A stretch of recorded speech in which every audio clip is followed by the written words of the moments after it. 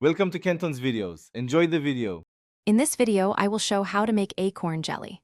Start by harvesting only firm acorns from healthy trees and avoid moldy ones right away. Shell each nut and soak them in multiple changes of water to remove bitterness. Grind the softened acorns with clean water into a fine paste, then strain out coarse bits. Keep your workspace clean and use fresh water during leaching to ensure a mild, pleasant flavor throughout the process. Heat the strained acorn liquid slowly, stirring constantly to prevent lumps and sticking. Once it thickens, simmer gently to fully develop the nutty aroma without overcooking. Season lightly with salt or a touch of soy to complement the natural taste and avoid overpowering spices.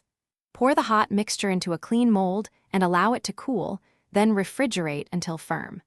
Slice chilled jelly into tidy pieces and handle gently to preserve texture and appearance. If you're finding this helpful, please subscribe and like to support the channel. Quick recommendation: the Echo Dot smart speaker brings your space to life with clear sound and hands-free timers, perfect for timing rests and cooks when you're making acorn jelly. It also answers questions and plays soothing music while you work.